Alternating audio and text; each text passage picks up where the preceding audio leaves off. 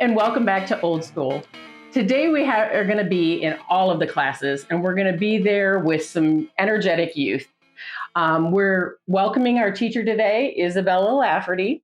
She goes by Bella. Her company is Isabellas Loft. Isabella is the founder of the Rookie Movement, a company with a mission to encourage and inspire youth to learn from the real world and embrace rookie mistakes. She's an interior decorator and content creator through her online design platform, Isabellas Loft, where she has accrued a community of over 160,000 people. She is a member of and serves on the board for YPO Next Generation Los Angeles as communications chairman. Our family has been friends since before she was born. I won't go into how I was her doula, whatever. And I consider her such a precious addition to the family. So welcome to class, Isabella. Oh, thank you for having me. I'm honored to be here. I've been so excited about the possibility and that you even agreed, because I get it. I'm not supposed to say I'm old, but I am old. And sometimes people automatically assume that like whatever I'm doing, my book, my posts or whatever, have to do more with people closer to my age. But I really do, in my followings on my platforms and everything, have such a wide range. I had an author on the podcast who is 23 and she has 3 kids already. And she just had some really cool wisdom to kind of lay down. So I just think it's fun. I think a lot of times we don't want to learn from someone who isn't our own species. And by that, I mean in our decade, if you will. But you're kind of an old soul, like my peanut, in the sense that your mom was a little older when she had you. And so you get to hang out with all these old farts like me. And so I think you bring just a really great perspective to it. And I think that a lot of times people will then listen across those generations when we can have that kind of wisdom brought to the table. So I'm really excited to have you here today. Now, with Old School, what I try to do is it parallels my book, where I talk about the trauma and the abuse and all of the things that I've gone through throughout my life, and then the healing in the physical, mental, emotional, and spiritual. And then how do we get that and maintain that? It's not an easy thing. And you have been through quite a bit at your young age. And so, people shouldn't assume from an outside look that somebody has had it easy or hasn't. So I like to hear from different individuals about how what they went through helped them get to the other side, and then how are they maintaining their health in those areas. So I would like to hear how it started, how it's going, and let the young people understand that I don't have a predisposition towards them. I believe that you all have something to say. My motto here is everyone's older than someone. And so I'm looking forward to your story and then how you've gotten to the place where you're doing all these exciting things. So I would love to hear your story. Oh, awesome. So from the beginning, wow, it's been 26 whole years. I was there for the birth, so you can skip past that part. Yes, you are. So I grew up with mainly like the divorced parents. My parents were divorced growing up, and that came with its own set of challenges. But I really feel like that prepared me in a way to be independent and kind of grow up a little bit faster than probably people my age. I have siblings from all over the board, like my dad's side, my mom's side, in past marriages. So I just kind of grew up, I feel like, learning things a lot quicker. And I say that in a positive way, not a negative way, because you can either choose to grow from, what could be negative experiences, or you can kind of shrink because of them. And so I've always tried to take the upper road as much as I can. So I would say one of the biggest things that propelled me into, what now is my career and like growth, constant growth, and being an entrepreneur and taking risks and, doing the whole thing at somewhat of a young age is definitely like my relationship with probably my mom, because we started, we were close, and then I kind of leaned on dad a little bit more, like in the early ages of my life. And then my mom and I like really reconnected. And when we did in high school, it just made me look at things a little bit differently. So she had turned to her faith, which I know you're a Christian, so we can go into that a little bit, but she had turned to her faith. We weren't close. And then when I saw her, growing into this space with my wonderful stepfather, Patrick, when I saw them both growing into this space, it really inspired me in in our relationship, and as well as don't cry. Oh, I'm crying already. I know. I'm just like, yes. Like No, Barbara Walters. I'm just I make joking. you start crying. Like tissues. That's dating myself. I don't know who that is.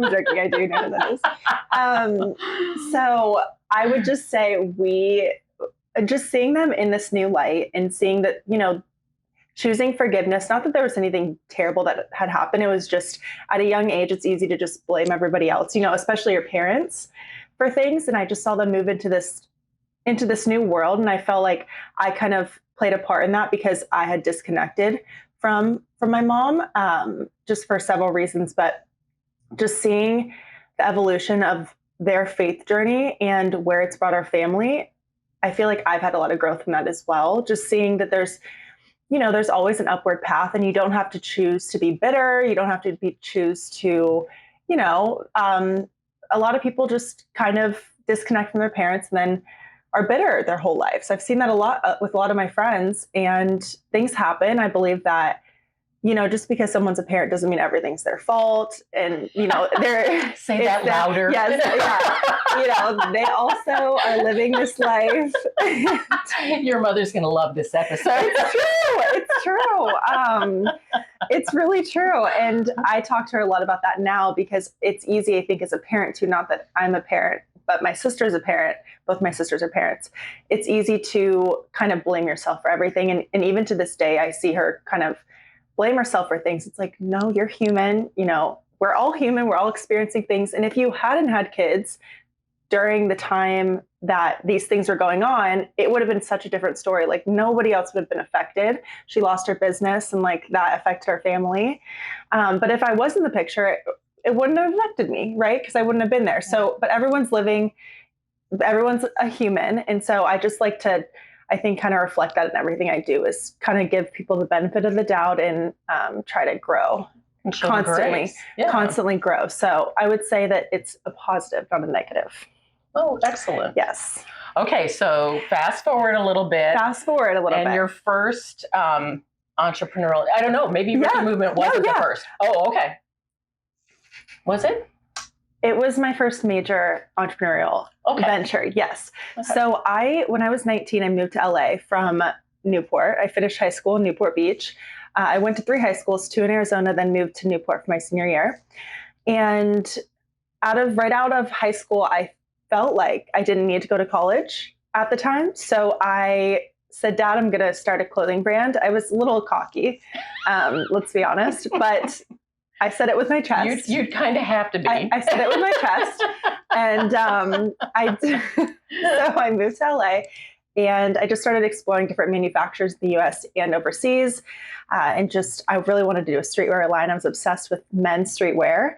So I launched like a set of like 10 pieces. A few were girl pieces, mostly bomber jackets were like the big thing back then. Now I don't see anybody with a bomber jacket on, but back then they were really cool. And so trendy, very trendy. And so I was out in LA and networking, and I became a part of the organization YNG, which is YPO's the kids. So YPO is a business organization for parents. Well, my parents they're in. Let me rephrase that. It stands for Young Presidents Organization. Yes. So there's a group of basically business owners, small to large business owners that are in this organization. And so what the kids did is said, oh, let's all network and connect in different cities.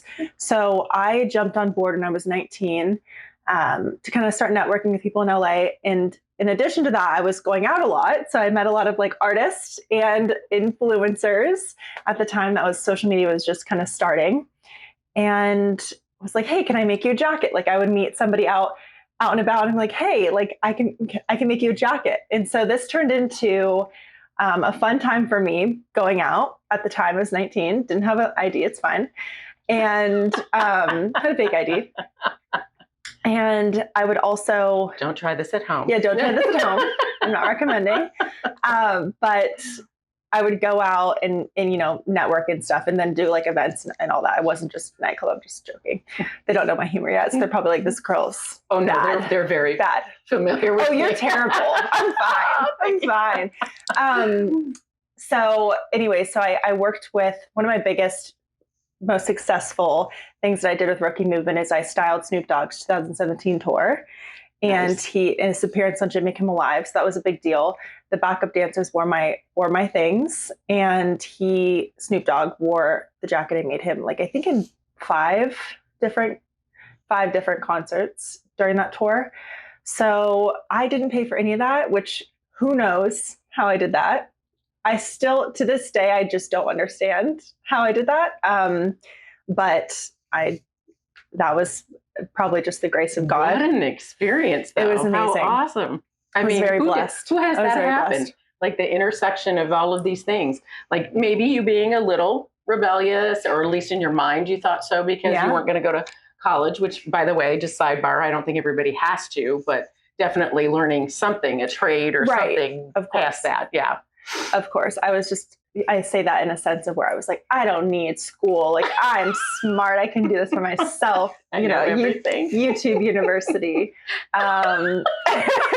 So that was that experience. So I did that for a couple of years. And then I got I actually ended up going to film school, a small film school in LA. And that was a great experience. Learned from like not top, but just industry professionals in the space. And with an emphasis on music, which I tried everything. And let's be honest, I've tried DJing, I've tried clothing brand, now I'm an interior designer, so you never know. But I went to a small film school, learned a lot there about like the entertainment world. That was super cool. Ended up going into marketing after that and had a few full-time jobs. And then I bought my first condo, and I was posting silly little things like, how to make your home look more expensive because I couldn't really afford RH things. I wanted the RH look, but like and at RH Walmart, is Restoration Hardware. I wanted the Restoration Hardware look, but on like a Target budget. So I started. Good luck with that. No, but you did. I did it. I did my best to find like things. Did that you look get in a little trouble with them along the way? Yeah. We're not going to talk about that. But thanks for bringing it up. Yes, I did. I did get in trouble. Which you did. It was awesome. That's when I first saw you online. Your presence online was that. I mean, we had talked about the Rookie Movement before that, and a couple of the clubs in Scottsdale carrying the line. But when you started to make this transition, and I saw the beginnings of your videos, it was so cool. You did such an awesome job. So anyway, you can continue with that story. I'm going to start crying now. So I just started posting these silly TikToks, and TikTok has just been going crazy since COVID because everyone was at home watching this app, which is another conversation for another time that we're all like glued to our phones. But so I started getting, a couple people reaching out about interior design services. They wanted the Restoration Hardware look, but on a Target budget. And so I kind of just cultivated this audience over time and was able to leave my full-time job while I had interior design clients as well. So that's where I am now. It's been a long road, a long 26 years, but it's been really awesome. And yeah, I'd love to, any questions you have. I know that's a lot. That's a lot of information. Okay. So, but to go back to your original point, I truly don't think somebody has to go to college. And, we can get into the politics and what have you, but the fact of the matter is college is changing dramatically. There's a lot of ideology driven stuff. Everybody's wanting to, attach these classes to degrees that don't have anything to do with the core of what you're trying to learn there. So I don't think everybody has to have that. Although if what you're going to go into requires that education, then okay, just be careful with the choosing of where you're going to go get it. But the trades have been so neglected. And I don't know, interior designers might get offended if I call that more of a trade because you can go to school and finish a degree for it. But I think that School of Hard Knocks or getting out there and learning. I do have a degree, but I probably could have taught the classes at the school where I finished my degree because of how much time I've spent in the business world, and owning my own business as an entrepreneur, or even working my way up into the hierarchies of larger corporations or tax firms or whatever it might be. So I don't think college is necessary. And I loved that about your story. Oh, that was awful. But I wanted you to come on for that reason, is being able to talk to people, young people, about look at the level of success you can have. And you're not a millionaire or gazillionaire yet. It's coming, because what you're doing is so much fun. And I'll have all of her connection information in the show notes. But getting to where you're currently at and the number of people you have, I mean, don't you have also, you've cultivated like companies that are sponsoring you, or what do you call those, ambassadorships? Yeah, brand deals, ambassadorship, same thing. But yeah, so there's different facets of what I do now, just in social media. I have my interior design clients, and I have brands that I work with, and I'm coming out with the decor line, and there's just different things that you could do thanks to social media. But yes, it's really cool. And going back to your point with college, I mean, I feel like everybody that you talk to who's successful in whatever they do, maybe they're entrepreneurs or, whatever their trade is, they'll say the same thing, even if they went to college, right? Like they probably learned more out of college than they did, but it's kind of just a staple. And I do believe that it's changing as well. I would like my doctor to have gone to college, but don't get me wrong. But and my to know that surgeon, they actually passed the classes, right? Not just scrape by. A surgeon, yeah, I would prefer if you went to school. Your pilot, but yeah, pilot would be nice. But as far as having a brand, or it's really about how much time and effort you put into it, and the amount of work you put into it, and learning and constantly growing, because everything's changing constantly. And especially with social media, what I do, there's no way I could learn that in school. I mean, it's constantly changing, right? Sure. I mean, you could learn the fundamentals, but I totally agree. I really believe that YouTube is your friend. Google is your friend. You can learn anything online. You need to be careful that what you're actually learning is, well, that's true. Valid, which is so funny when people talk about. Yes. My boss used to have a sign in his office that said, "Please don't confuse your Google search with my CPA." That's true. Yes. But I agree. The source is valid. You can find how to. I mean, it's scary what you can find how to do actually on YouTube. Some of the evil things that people can find, but overarching, yes. And what you are doing and what you have picked up and what you've brought into your own flair and your own style is so awesome. I mean, I think you're young because I'm old. But I think it's just so cool. I mean, what you've accomplished, what you've walked through, because everything wasn't smooth and easy. And I know you don't want to, and it's not solely about your relationship with your mom and reconnecting, although that's beautiful. But as happens when there's like a divorce or there's different family factions or what have you, that, there's just going to be stuff when you're coming up, and stuff that happened to you, like, in high school or when you're dating, or all your different experiences that bring together who you are now and what you've learned from those. You just represent yourself well. You really do. And I agree with that. I think that when your mom and Pat came into a growing relationship with their faith, I see how you like tap into that when you guys are all together as a family. And so that has to be a founding healing time for you, like as you're growing now and as you've had some relationship changes and things like that. You can just see you're training for a triathlon. Yes, you're so hilarious. I mean, you're just all jogging and taking a video of yourself down in Marina Del Rey, and I'm like, I would be wheezing. But you're just all like, happy day. My favorite was when you were in Paris and you were doing that out in the morning and there was nobody out there and you're just like jogging along. Oh, there's the Eiffel Tower. Nobody wakes up till 10 a.m. in Europe. Yeah. Well, awesome. I wake up at 5, so I would have a heyday, except for that you can't shop or go get food or whatever. But anyway, I think that speaks to how you're curating all the areas of your life, how you're keeping yourself healthy. I know you have had to look into, different allergy or different things that have gone on with you physically. And then here you are, you're getting ready for a triathlon. You've emotionally and spiritually walked your family dynamics, and you're in this really healthy space. Mentally choosing to help yourself grow by the things that you've reached out to and pulled together for your business. I mean, you're the complete package. Oh, you're so sweet. Like, wow. You're so really adorable. nice. I That's really love nice. that I've been, you're friends with your mom since 1982. I was going to say, you know too much. Yeah, I know. Probably. I know where the bodies are buried for her. I know you, not necessarily so much, but that's fine. I can keep a secret. I want to know.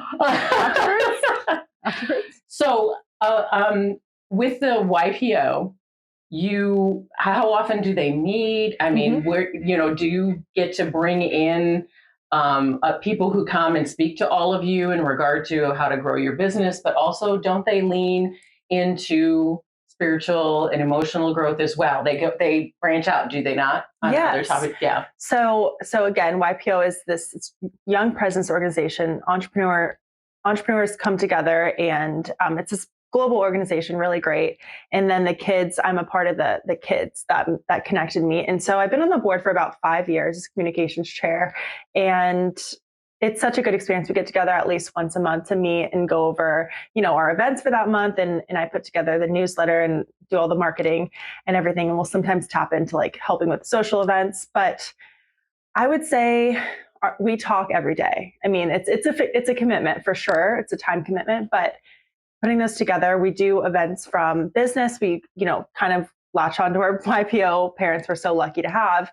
And if they're having like a conference or some sort of meeting or some event that they'll invite like a handful of us, so like 5 to 10 of us, then we'll be able to invite some of the YNG community. So I'm in LA, so I would invite 5 to 10 LA, or put it out there. There's 5 to 10 spots for you guys to come and, learn so much. And that can go from entrepreneur stuff to, we have mind, like you were saying, there's mental health things that YPO does as well. And we try to just keep everyone connected. That's our goal, is to just get everyone, motivated. And not everybody is on the same. Some people are teachers. Some people are, doing investment banking. I mean, it's a very, very wide spectrum of people that we include, but it's a nice community. And I feel like everyone's kind of rooted in the same values system, which is nice. YPO does a really good job of making sure that everyone's like very, how do you say it? Well-rounded and very respectful, and they're just great people all together. Inclusive too. Yeah.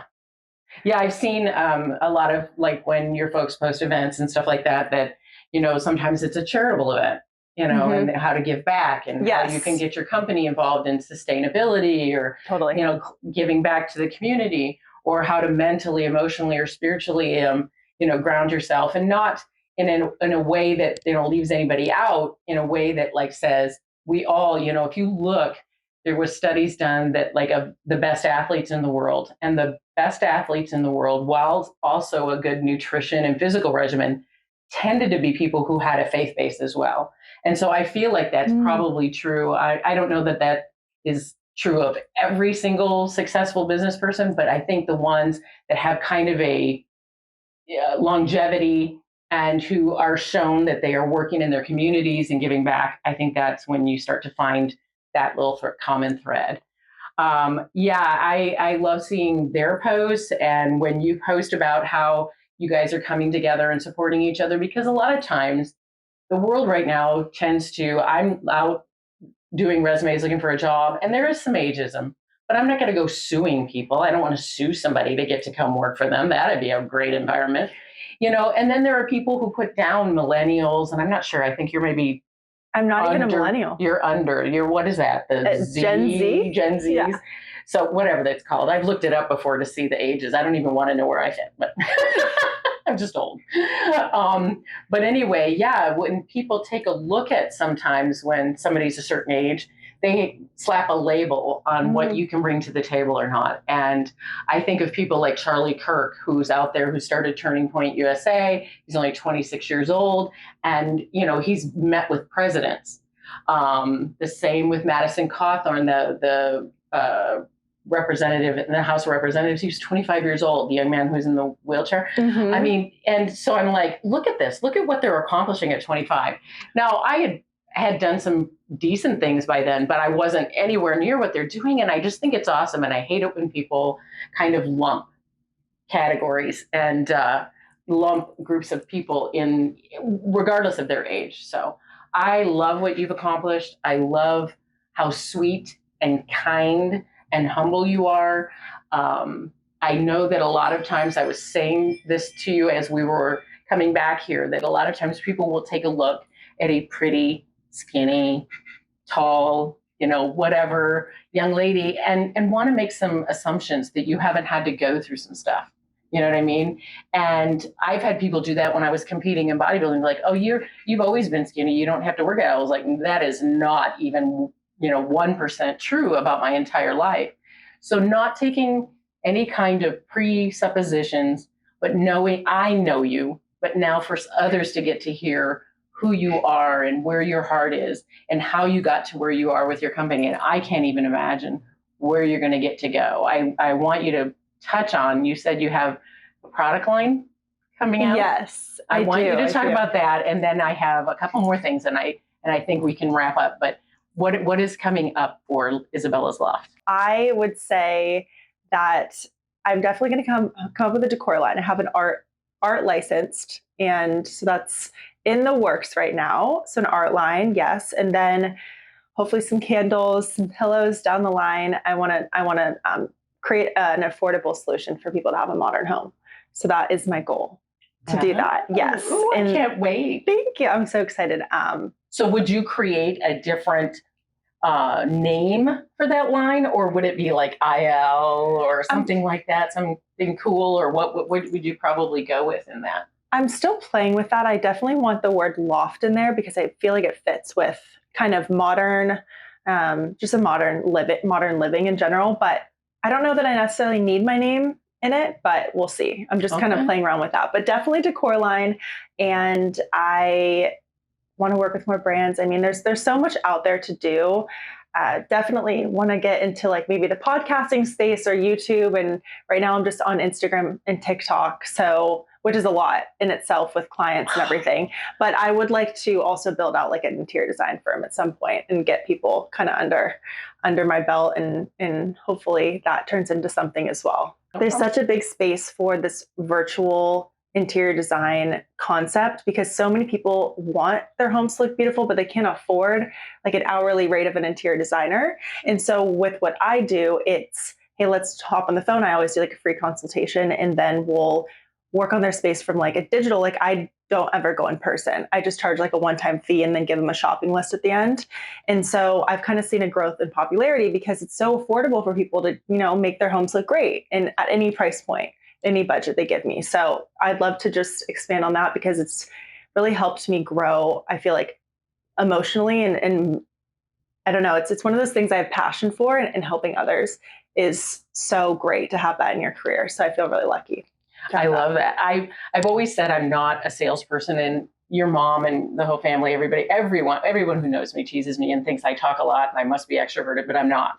I'm introverted, and I'm an introverted extrovert because I only can do it this way. Okay. If I had to get up in front of hundreds, which I'm now being asked by my writing coaches to do speaking engagements, it's freaking me out. But anyway, I've always joked that sales is really one of the few spaces where you can make as much as your heart desires. But I didn't like sales. But if I love something or if I'm passionate about it, I could sell ice cubes to Eskimos, as they say. And so I understand completely that. And I think that's awesome. Like if you could lean into, a line of your own products, or maybe even being able at some point to get somebody to make your software for what you're doing your own, proprietary and stuff, and just take off with that, because that's where a lot of spaces are going with these apps where you can, and these services where you can pay $100 and you have access to a lawyer every month in a subscription. Oh, wow. The same with like a CPA being willing to do that and be kind of your on-call CFO without having to hire somebody solely for that purpose, because you just can't as a small business. So I think this could go really crazy, and I think that's awesome. I'm glad I get to have a little bird's eye view. Okay, cool. Well, I can't wait to see that line come out, and maybe we can have you come back and you can talk about it, and we can have like a QVC kind of situation.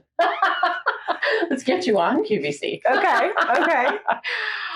Okay. So one of the last things I always do with every one of the guests that I have come on is I ask them, and you've had a short life, but it's been very busy. What is one thing that you wish somebody had told you or you had known sooner?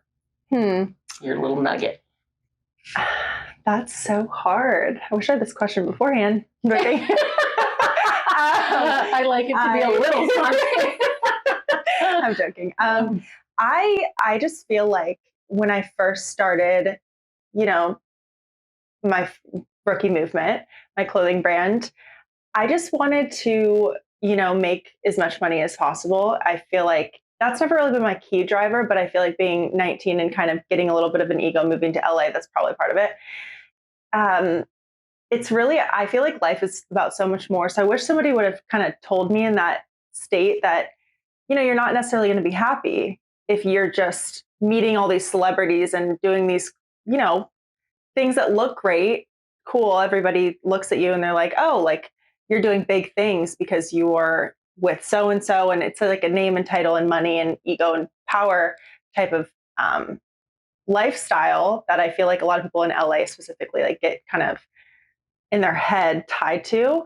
For me, it just was a big learning lesson that, how do I say this? Like happiness is not rooted in anything but, what actually like helping others and having a passion in life and truly giving back. And I mean that sincerely. I feel like people say that, but I actually feel so much purpose in what I do. And if I could just tell myself that when I was starting my first business that, okay, why are you starting this? Why are you starting this? Are you starting it to help people? Are you starting it to, fill some sort of need in the market? I feel like that would have been good to know. But then again, you have to go through a lot to get to the place where you're just wanting to realize what happiness is. Which is why this is wonderful when I get these nuggets, because you wouldn't have listened probably at 19 because it all did seem so cool. And on the outside, a lot of people feel like that is the ultimate thing, but happiness cannot be rooted in any object or any other thing or a bank account. It just really can. And if you talk to a lot of people who do have all those things, they'd be the first to tell you that too. I mean, they don't want to give up like their public image or whatever, but at the same token, they'd let you know. I mean, if you watch like the rate of divorce or just the discontent or how people look unhappy. So finding this out at this young age, that isn't where you want to find and root your happiness is so awesome. And I would just I pray that the Holy Spirit goes out before each episode of my podcast that people your age would hear that. So they don't have to, come back and not until they're in their 30s or 40s. And there are people in their 40s and 50s who still don't know this little nugget you just dropped. I mean, and that, it seems really basic and kind of simple, but they just don't. They've let the world tell them where happiness is going to go. It's how many dollar signs and how many people you can accumulate or things you can accumulate. And I have spent a lot of time in the last few years, not alone in the sense that I know I have my Lord and Savior, but by myself. And it hasn't lessened my happiness. Would I love somebody to share my life with? Absolutely. But my happiness is so grounded in genuinely liking who I am and doing me. And I think that's the same for you, is that you are finally, you found so early on what just brings you joy, just absolute joy. And you spend a lot of your time by yourself in your loft preparing all of this stuff. So, I mean, I'm not saying you're by yourself, but like, but I'm an introvert, but you're, in your loft, making the videos, doing the content and all of that. And so you see that you can literally drive that joy without having to add in a sprinkle of anything else. So I think that's awesome. And I think that's a great little nugget to drop. So thank you. I have something else to add to that is yay. No, I've just found when I was younger, before I got in my first serious relationship, I felt like I needed somebody, to kind of like be happy. I was 20 and which seems like not that long ago, but I feel like it was. And, I felt you could be in a room full of people and still feel super lonely. And so just learning, even being in a relationship or being around friends and just having this kind of feeling when I was doing rookie movement to be like exact, and not feeling like there was a sense of like purpose in my life, and really understanding like how can I work on myself and better myself, and how can I like myself, kind of going to what you were saying, and what does that look like. And for me that was, okay, I want to like, I don't want to drink as much and I want to do fitness. I would just go out and, do these things because other people, it seemed cool and it seemed like that's what made other people happy.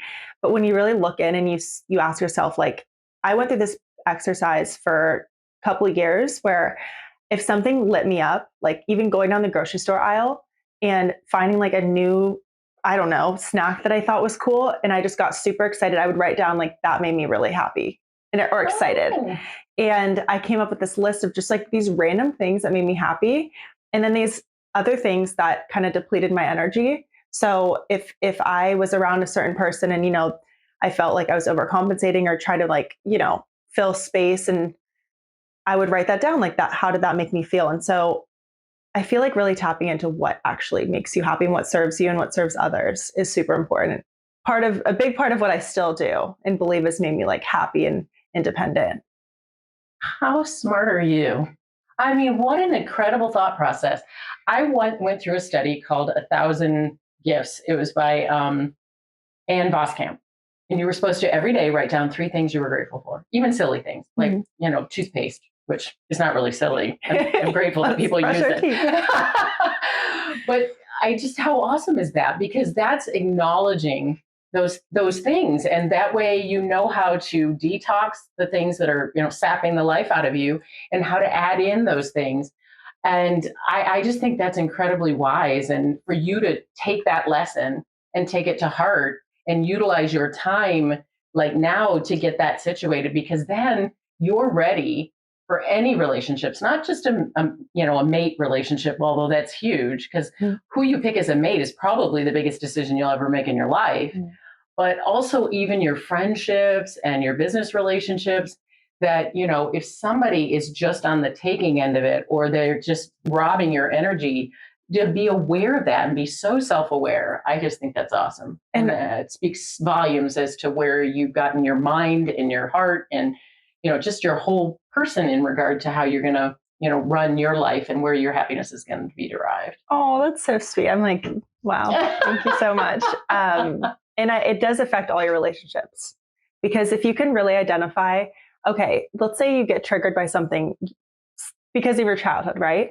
And if you can identify that this is not happening because of the person in front of you, it's happening because of what you've gone through, and you kind of sit with that and realize that like you don't need to take it out on the other person, it really helps you. So that's something else I've been trying to do more of, because in my only long-term relationship, I felt like that was kind of something that I would lean on him a little bit too much, and I would take things out on him that weren't necessarily his fault. Whereas now it's kind of more so like, okay, like why is this actually happening? Because at the end of the day, it's really friends, relationship, whoever. It comes all down to where your head's at and where your heart's at, and I truly believe that. And what you have been through. As I've been writing my book and having to revisit some of the stuff I went through as a child, and all the way up through my divorce and all of these things, certainly there are things that were re-triggering. Although I may have walked the healing process already, they're still there. And those things can impact when you're engaging with others. And you don't want to take out on them and assume that they're acting like the person who originally caused the trauma. You do need to have a self-awareness enough to know that, wait, okay, I'm only reacting that way because this reminds me of that, not because I need to blame them of that. So how intelligent and how self-aware to already be there. I think that's Michele. awesome. You're so sweet. All right, honey. Well, this has been awesome. And as I say, everybody's older than someone. And Bella's had some great nuggets for us here today. I hope y'all are listening. If you want to connect with her, maybe even utilize her services, all of her connection information will be in the show notes. And you can also reach out to me if you need to, Michele at michellevrabel.com. And I can get you her connection information, because I have seen her work. It's so fabulous. You can go to her LinkedIn at Isabella's Loft, or you can go on her Instagram and see what she's done. And it's just good stuff. I definitely do not have that flair. I am not got an artsy side to me. I'm a bookkeeper. I'm a bean counter. So I want to thank you all for coming to class today. If you'll go on over to your favorite platform and listen to this episode, give us a rate, a review, a subscribe, and I absolutely love it when people engage and have a conversation with us, and we can get back to you and just have a party. So thank you for coming to class today, and class dismissed.